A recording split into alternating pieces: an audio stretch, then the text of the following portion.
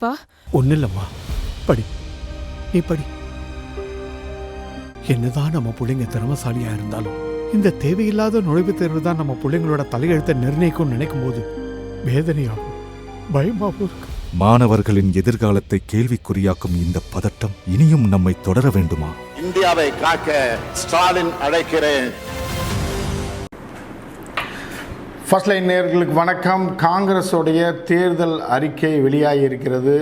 அது எப்படின்னா எப்பவும் இல்லாத அளவுக்கு இப்போ தேசிய கட்சி அப்படின்னா அவங்களோட தேர்தல் அறிக்கை எவனுக்குமே புரியாது. ஏதோ ஹிந்திலையும் இங்கிலீஷ்லேயும் இருக்கும், பக்கம் பக்கமாக இருக்கும். அதெல்லாம் செய்தார்களா செய்ய மாட்டார்களா அப்படின்றதே, செய்து முடித்தார்களா என்றதே அடுத்த தேர்தலில் தெரியாத மாதிரி தான் தேசிய கட்சிகளோட ஒரு இந்த தேர்தல் அறிக்கை இருக்கும். ஆனால் ஏற்கனவே பாஜக தேர்தல் அறிக்கை இல்லாமல் மோடி சொன்னார்ல 15 லட்ச ரூபா அக்கௌண்ட்டில் போடுவேன், எல்லாருக்கும் இலவச வீடு அப்படி இப்படின்னு எல்லாம் சொன்னாங்க. இல்லை, கடைசியில் 1.5 லட்ச ரூபாய் மானியமாக கொடுத்தா 1.5 லட்ச ரூபாய்க்கு எவன் வீடு கட்ட முடியும்? இந்த மக்களுக்காக இந்த 10 வருடத்தில் அவர்கள் என்ன செய்திருக்கிறார்கள் அப்படின்னு பார்த்தீங்கன்னா ஒன்றுமே இல்லைன்னு வடிவேல் பையில் கையை விட்டு காட்டுற மாதிரி தான். எந்த விஷயமும் செய்யவில்லை. மக்களுடைய வரி பணத்தை சுரண்டி சாப்பிட்ருக்காங்க. அதாவது வரி அதிகமாக கொடுத்த மாநிலங்கள் தமிழ்நாடு போன்ற மாநிலங்கள் 1 ரூபாயை பெற்றுக்கொண்டு 28 பைசா 29 பைசா தான் திருப்பி கொடுத்துருக்கான்.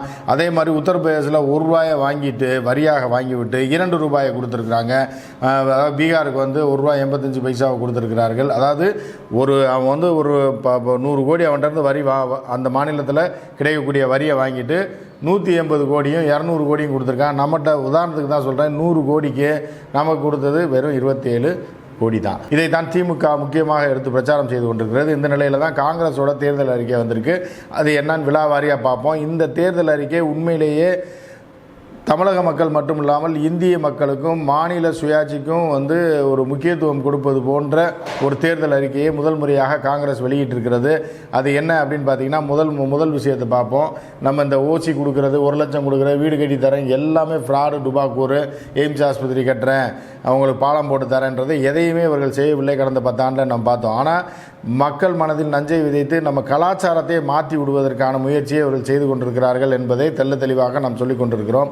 அதாவது நம் தமிழக மக்கள் சொல்லிக் கொண்டிருக்கிறார்கள். இதில் என்ன அப்படின்னு பார்த்தீங்கன்னா புதிய கல்விக் கொள்கைன்னு போட்டு கடந்த வாரம் என்ன பண்ணியிருக்காங்கன்னா +2 மாணவர்களுக்கு என்ன சொல்லியிருக்காங்க அப்படின்னா, அதாவது இந்த இந்திய நாட்டில் பிறந்தவர்கள் தான் பிராமணர்கள், அவர்கள் அதாவது ஆரியர்கள், இவர்கள் கைபர் போலன் கணவாயில் வந்ததாக தான் வரலாறு சொல்லுது. ஆனால் அந்த வரலாறை திரித்து மாற்றி எழுதி என்ன பண்ணியிருக்காங்க, பாட புஸ்தகத்திலே சேர்த்துட்டாங்க. எப்படின்னா, அதாவது இவர்கள் இங்கு வாழ்ந்தவர்களாம். யார்? ஆரியர்கள் இந்திய மண்ணில் வாழ்ந்தவர்கள், வடக்கே, ஏன்னா அதாவது மொஹஞ்சதாரோ ஹராப்பா போன்ற பகுதிகளில் வாழ்ந்தவர்கள். அவர்களுக்கும் பிற திராவிடர்களுக்கும் நிறைய டச் இருக்குது. திராவிடர்கள் அங்கே வாழும்போது இவர்கள்லாம் ஒன்றா தான் வாழ்ந்தாங்கன்ற மாதிரி வரலாற்றை திரித்து, அதாவது முஸ்லீம்கள் தான் இங்கே படையெடுத்து வந்தாங்களாம். வெளிநாட்டிலேருந்து வந்தவங்க முஸ்லீம் தான், ஆனால் ஆரியர்கள் வெளிநாட்டிலேருந்து வரவில்லை, இங்கு உள்ளவர்கள் தான் ஆரியர்கள் அப்படின்ற மாதிரியும் ஆரியர்கள் திராவிடம் ஒன்றுன்ற மாதிரியாக ஒரு கதையை எழுதி அதை வரலாறாக மாற்றி அதை வரலாற்று பாடத்தில் சிபிஎஸ்சி பாடத்தில் சேர்த்துருக்காங்க. ஸோ இப்படி பொய்யையும் புரட்டையும் இப்படி பார்த்தீங்கன்னா என்ன ஆகும் அப்படின்னா, இப்போ நம்ம படிக்கும் போதெல்லாம் மகாத்மா காந்தி சுதந்திரம் வாங்கி கொடுத்தார், அவர் தான் தேசப்பிதா, நேரு நேரு மாமா பையில் ரோஜா பூ வச்சுருப்பார், இப்படிலாம் நம்ம படித்தோம். அந்த வரலாறு தான் நம்ம சொல்லிகிட்டு இருக்கோம். இதுதான் உண்மையான வரலாறு. ஆனால் இவங்க என்ன பண்ணுறாங்க அப்படின்னா, நாளைக்கு ஏற்கனவே கொண்டு வந்தாங்க, கர்நாடகாவில் ஆட்சிக்கு வந்தோடனே சாவர்கர் பெரிய தியாகி மாதிரியும் அவர் புல்புல் பறவையில் பறந்து போன மாதிரிலாம் போட்டு இப்போ காங்கிரஸ் ஆட்சிக்கு வந்தோடனே அதை நீக்கிட்டாங்க. ஆனால் இப்போது நாடு முழுவதும் வரலாற்றை திரிக்கக்கூடிய வேலையில் இறங்கி புதிய கல்விக் கொள்கை என்ற பேரில் குழந்தைகள் மனசில் நஞ்சை விதைத்து பொய்யை பரப்பி அதை அவர்களை படிக்க வைத்து பரீட்சை எழுத வச்சு இதுதான் வரலாறுன்னு கொண்டு வந்துடுவான். இன்னொரு 20 வருஷம் கழித்து பார்த்தா காந்தியெல்லாம் இந்தியாவுக்கு துரோகம் செஞ்சவன்ற மாதிரி வந்துடும். அதை தான் இப்போ காங்கிரஸ் தேர்தல் அறிக்கையில் முக்கியமாக சொல்லியிருக்கிறது. என்னென்னா, பாடத்திட்டங்கள் அந்தந்த மாநில அரசோடு சேர்ந்து தான் பாடத்திட்டங்கள் வகுக்கப்படும் அப்படின்ற மாதிரி சொல்லியிருக்காங்க. இன்னொன்று என்ன சொல்லியிருக்காங்கன்னா, இந்த நீட்டு நம்ம சொல்லிகிட்டு இருக்கோம், பலரும் கேட்டுக்கொண்டிருக்கிறார்கள். திமுக காலங்காலமாக சொல்லிகிட்டு இருக்கு, நீட்டை எப்படி நீக்குவீங்க அப்படின்னா, ஆட்சி மாறினால் நீட்டை மாற்ற முடியும் அப்படின்றது தான் ஒன்று. கோர்ட்டுக்கு போனாலும் இது நடக்காது, ஏன்னா அவர்கள் சட்டமாக்கி விட்டார்கள். வேறு கட்சி ஆட்சிக்கு வந்தால் மட்டுமே நீட்டை மாற்ற முடியும். அதற்கு காங்கிரஸ் ஒப்புக்கொண்டு விட்டதுனால தான் அவர்களோட கூட்டணி வைத்திருக்கிறார்கள். அதுக்காக காங்கிரஸ் என்ன சொல்லியிருக்குன்னா, நீட்டுன்றது இருக்கும், எந்தெந்த மாநிலங்கள் அதை விரும்பவில்லையோ அங்கு நீட் இருக்காது அப்படின்னு சொல்லி உத்தரவாதத்தை அளித்திருக்கிறது காங்கிரஸுடைய இந்த அறிக்கையில். ஸோ இது ரொம்ப முக்கியமாக முக்கியமான ஒரு தேர்தல் வாக்குறுதியாக பார்க்கப்படுகிறது. அதுபோக என்ன சொல்லியிருக்காங்க அப்படின்னா மகாலட்சுமி திட்டம் அப்படின்னு சொல்லிட்டு என்ன பண்ணால் ஏழை பெண்களுக்கு வருஷத்துக்கு 1 லட்சம் ரூபாய் தருவதாக காங்கிரஸ் சொல்லியிருக்கு. ஸோ இதெல்லாம் விட்டுடலாம், பண விஷயத்தெல்லாம் விட்டுடலாம். அதுக்கு அடுத்து என்ன சொல்லியிருக்குன்னா இந்த விவசாயிகளுக்கு குறைந்தபட்ச ஆதார விலை என்பதை உறுதி செய்வோம் அப்படின்ட்டுருக்காங்க. உறுதி செய்து அவர்களுக்கு வழங்கப்படும் அப்படின்னு சொல்லியிருக்காங்க. அடுத்து என்ன சொல்லியிருக்காங்கன்னா 100 நாள் வேலை திட்டத்தில் தற்போது வந்து எவ்வளோ 200 250 ரூபா கொடுக்குறாங்க இல்லையா, இதை 400 ரூபாயாக கட்டாயம் உயர்த்துவோம், உறுதியாக உயர்த்துவோம். ஏன்னா 100 நாள் வேலை திட்டத்தை கொண்டு வந்ததே காங்கிரஸ் தான், மன்மோகன் சிங் ஆட்சியில். எனவே அதற்கான அமௌண்ட் வந்து 400 ரூபாயை தருவோம் அப்படின்னு சொல்லியிருக்காங்க. அதுபோக என்ன பண்ணியிருக்காங்கன்னா இடஒதுக்கீடு செய்யப்படும் புதுச்சேரி மற்றும் ஜம்மு காஷ்மீர் போன்ற மாநிலங்களுக்கு முழு மாநில அந்தஸ்து வழங்கப்படும் அப்படின்னு சொல்லியிருக்காங்க. எனவே இது நீண்ட நாள் கோரிக்கையாக இருக்கிறது புதுச்சேரியில். ஆனால் தனி மாநிலம் ஆயிடுச்சுன்னு வச்சுங்களேன், லிக்கர் சேல்ஸ் பூரா ட்ராப் ஆயிரும், வாகன சேல்ஸும் ட்ராப் ஆயிரும். வருமானத்துக்கு என்ன பண்ண போகிறாங்கன்னு தெரில. இருந்தாலும் அவர்கள் அது கோரிக்கையை நீண்ட நாளாக வச்சுட்டு இருக்காங்க. எல்லாம் அவர்கள் கோரிக்கையை நிறைவேற்றுவேன்னு சொல்லி காங்கிரஸ் சொல்லியிருக்கு. நாடு முழுவதும் சாதிவாரி கணக்கெடுப்பு நடத்தப்படும் அப்படின்னு சொல்லியிருக்காங்க. அடுத்து பார்க்கலாம். அடுத்து வந்து இந்த இதில் இன்னொரு ரொம்ப முக்கியமான விஷயம் என்ன அப்படின்னா பாஜகவோட இந்த பகல் கொள்ளை இருக்கு இல்லையா, ஜிஎஸ்டி, இதை மாற்றி அமைப்போம். இந்த ஜிஎஸ்டியை டோட்டலாக காலி பண்ணிவிட்டு ஜிஎஸ்டி 2.0 அப்படின்னு சொல்லி ஒரு புதிய திட்டத்தை மாநில அரசோட பேசி ஒரு முடிவுக்கு வந்து அவர்கள் ஏற்றுக்கொள்ளக்கூடிய வகையில் எல்லா மாநிலத்திற்கும் நன்மை செய்யும் வகையில் ஒரு ஜிஎஸ்டியை உருவாக்குவோம்.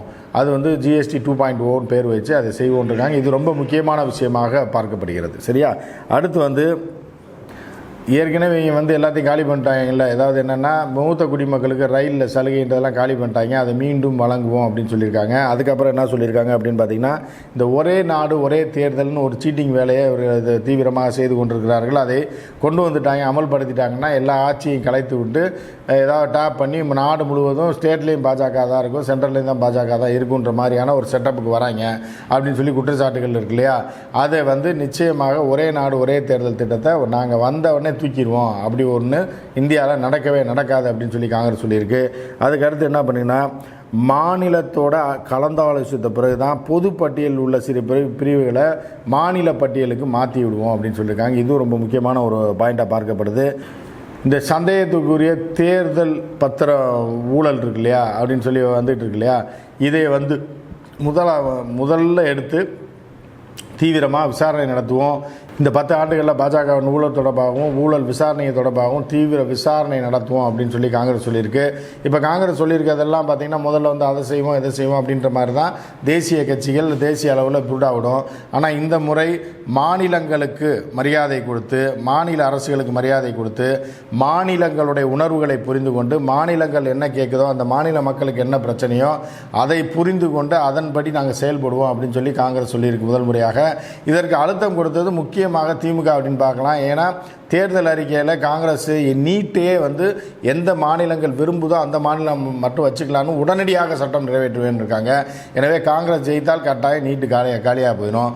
நீட்டு மட்டும் கிடையாது, இந்த ஜிஎஸ்டின்ற சனியை ஒழிஞ்சிட்டு உண்மையான நியாயமான ஒரு வருவாயை ஈட்டுவதற்கான ஒரு திட்டத்தை காங்கிரஸ் தீட்டும் அப்படின்னு நம்ம நம்பலாம். எனவே காங்கிரஸ் உடைய தேர்தல் அறிக்கை தான் இன்று பரபரப்பாக நாடு முழுவதும் பேசப்பட்டு கொண்டிருக்கிறது. எனவே காங்கிரஸ் வந்தால் உங்களுடைய இந்த தரித்திரம்லாம் தீர்ந்துடும். அதாவது இந்த பேங்க்கில் பிடிக்கிறது, உங்கள்கிட்ட கொள்ளையடிக்கிறது, மினிமம் பேலன்ஸ் இல்லைன்னா காசு அடிக்கிறது, மினிமம் பேலன்ஸ் 5000 உயர்த்தினது, இது எல்லாமே மாறுவதற்கான வாய்ப்புகள் இருக்குது. எனவே வந்து காங்கிரஸ் தேர்தல் அறிக்கை இந்த முறை ஒரு புதுமையாகவும் வித்தியாசமாகவும் கொடுத்துருக்காங்க. இது வந்து நடந்தால் நாட்டுக்கு நல்லது, வீட்டுக்கு நடந்தது மாதிரி பார்க்குறோம். எனவே தேர்தல் முடிந்து ரிசல்ட் எப்படி வருதுன்னு பார்க்கலாம். அப்போது நம்ம இதை பற்றி தொடர்ந்து பேசலாம். மற்றொரு நிகழ்ச்சியில் சந்திப்போம். நன்றி, வணக்கம்.